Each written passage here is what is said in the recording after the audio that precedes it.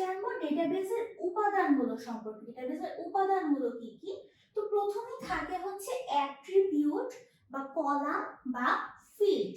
তো এই অ্যাট্রিবিউট বা কলাম বা ফিল্ডগুলোতে কি হয়, তারা কি করে একই টাইপের ডেটাগুলোকে তারা হচ্ছে হোল্ড করতেছে। অর্থাৎ ধরি প্রত্যেক স্টুডেন্টের নাম নিয়ে একটা অ্যাট্রিবিউট আছে আমাদের, তাহলে ওই অ্যাট্রিবিউটে সবার নামটাকে সে হোল্ড করবে।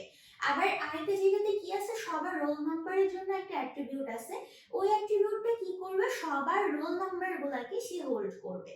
তো এই অ্যাট্রিবিউট অনেক ধরনের হতে পারে। একটা হতে পারে সাধারণ অ্যাট্রিবিউট, একটা হতে পারে মিশ্র অ্যাট্রিবিউট, এরপর আছে আমাদের সিঙ্গেল ভ্যালুড অ্যাট্রিবিউট, অর্থাৎ ওই অ্যাট্রিবিউটটা শুধু একটাই ভ্যালু হতে পারে, একটা বেশি ভ্যালু সে নিতে পারবে না।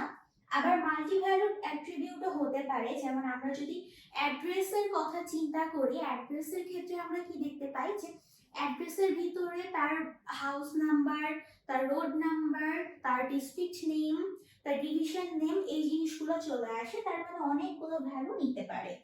নাল অ্যাট্রিবিউটটা কি, ওই অ্যাট্রিবিউটের যে যে কলামটা আমাদের থাকবে ওইখানে চাইলে কোনো নাল ভ্যালুও থাকতে পারে, অর্থাৎ কোনো একটা ডেটার ওই ভ্যালুটা নাও থাকতে পারে, ফাঁকাও থাকতে পারে, আমাদের নাল অ্যাট্রিবিউট ওই জিনিসটাকে অ্যাকসেপ্ট করবে।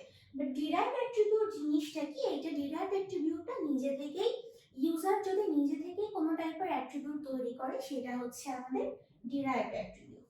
তো এর পাশাপাশি আমরা আমাদের ডেটাবেসের আরো কয়েকটা ইম্পর্টেন্ট জিনিস সম্পর্কে জানবো। একটা হচ্ছে অ্যাট্রিবিউট ভ্যালু, অর্থাৎ আমরা অ্যাট্রিবিউটের মধ্যে আমরা যে ভ্যালুগুলো লিখবো, যেমন আমরা বললাম যে সবার নামটা একটা অ্যাট্রিবিউট, এখন একটা নাম আমরা লিখতেছি, ধরলাম আমরা এখানে ক এর নাম লিখলাম, তাহলে ক এর নামটাই হচ্ছে একটা অ্যাট্রিবিউট ভ্যালু বা অ্যাট্রিবিউটের মান।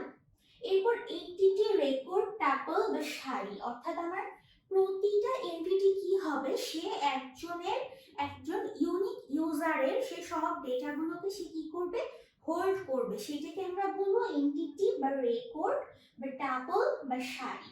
এবং সবগুলো মিলে একসাথে কি তৈরি হবে, একটা এন্টিটি সেট তৈরি হবে।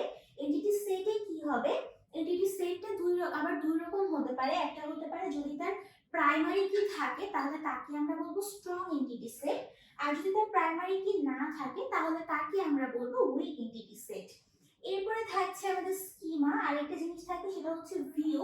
তো ভিউটা মূলত একরকম টেবিল তৈরি করে, আমরা যখন কোনো কোয়েরি করব, কোনো ডেটাকে আমরা ওখান থেকে দেখতে চাবো, ওইটাকে আমাদের কাছে শো করার জন্য সে একটা লজিক্যাল টেবিল তৈরি করবে। ওই টেবিলে অ্যাকচুয়ালি কোনো ভ্যালু থাকে না, এটা জাস্ট আমাদেরকে শো করার জন্য আসে। আরেকটা থাকে সিকোয়েন্স। তো সিকোয়েন্স কি করে, আমাদের অ্যাট্রিবিউটের মধ্যে ভ্যালুগুলোকে সে একটা সিকোয়েন্স অনুসারে সে এগুলো সবগুলোকে হোল্ড করে। তো আমরা এখন একটা এন্টিটি সেটের এক্সাম্পল দেখি। ধরি এটা হচ্ছে আমাদের একটা এন্টিটি সেট, এখানে আছে হচ্ছে নেম, এখানে থাকলো রোল, এখানে থাকলো ক্লাস।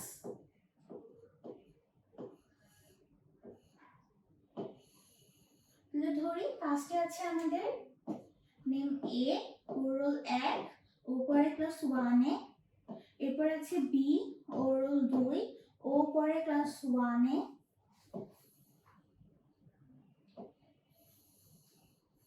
এরপর আছে সি ও রোল 3, ও পরে ক্লাস 1 এ।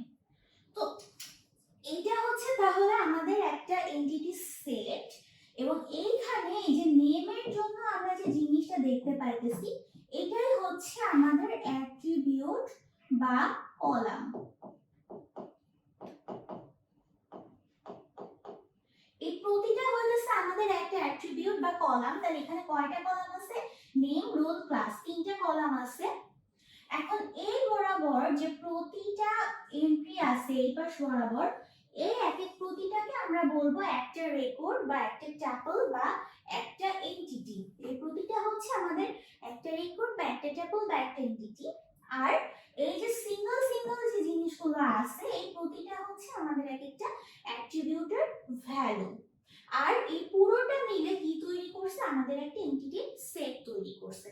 তো আজকের ক্লাস এই পর্যন্ত। আমরা এখানে ডেটা সম্পর্কে জানলাম, ইনফরমেশন সম্পর্কে জানলাম, আর ডেটাবেস সম্পর্কে জানলাম, এবং ডেটাবেসের বিভিন্ন উপাদানগুলো কি কি সম্পর্কে আমরা জানলাম।